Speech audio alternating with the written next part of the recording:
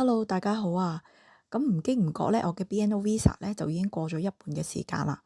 咁申請 settlement 咧，其實其中一個條件咧就係要考呢個 Life in the UK。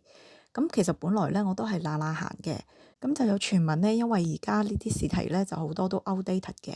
咁尤其係今年嘅英女王去過咗身啦，咁查理斯王子就終於坐正啦。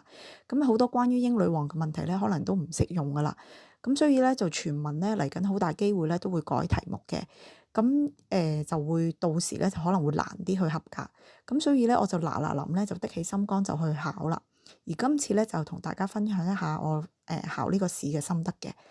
咁呢個試咧係唔可以咧單用常識去考嘅，因為考試嘅範圍咧都好廣嘅，而且問題咧都係問得好 detail 下，咁基本上咧即係就咁去考咧係一定 fail 嘅，所以咧係要溫書做好準備。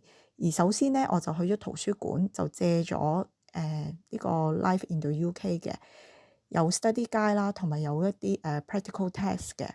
咁雖然我只係借到2017年版本啦，咁就唔係最新版，咁但係咧即係都好過冇，而且其實都唔係真係爭好遠嘅啫。咁我睇咗兩次啦，就等自己大概有個概念。咁我覺得咧，即係讀嗰啲歷史咧都還好，咁即係好似當古仔咁樣去睇啦。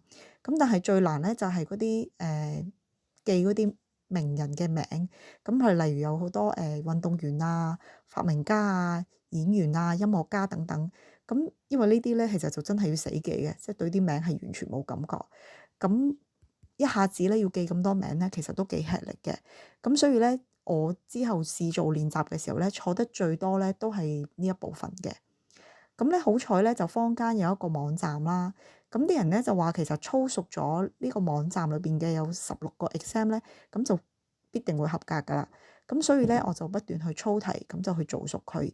而另外咧，亦都有一啲group 咧係會有人去 share 翻佢哋考完嘅一啲考題咁樣。咁於是咧我就温埋佢啦。咁成個準備嘅過程咧，大概係2星期左右。於是我覺得自己差唔多都 ready 咧，咁就去網上報考啦。咁而我住嗰區咧係冇附近係冇 test centre 嘅，咁最近咧已經係 Strangford 噶啦。咁所以就 book 咗最近嘅嗰個禮拜六啦，就9月9號去考嘅。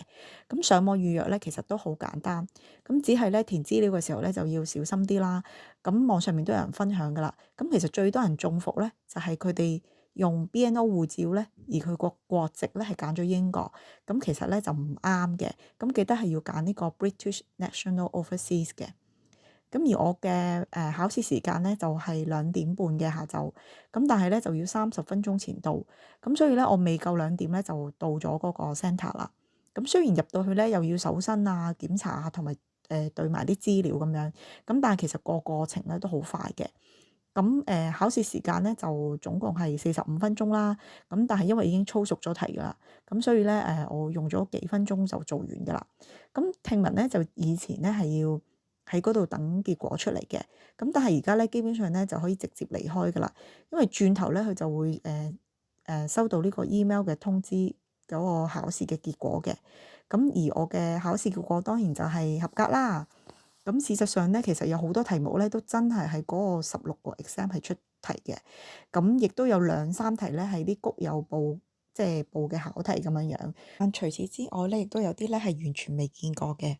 咁印象中咧有一條咧係關於呢個 Dunkirk Spirit 嘅，因為咧佢4個答案都比較長，咁我就唔記得係有啲咩揀啦。咁但係總之熟讀呢個歷史事件咁就得㗎啦。而另外咧就係關於國會嘅。咁我係答咗呢個 Constitution 嘅，咁唔知係啱唔啱啦。咁大家可以上網試下揾翻個答案嘅。咁其實咧，我都會建議咧，大家可以早啲考咗呢一個試啦。咁希望呢一條片可以幫到大家咧，都好似我咁可以一 tick pass 嘅。今次就講住咁多啦。咁大家記得 like 啦、subscribe 啦，同埋 share 俾你哋嘅朋友。咁你哋亦都可以隨時留言或者 email 俾我。下集見啦，拜拜。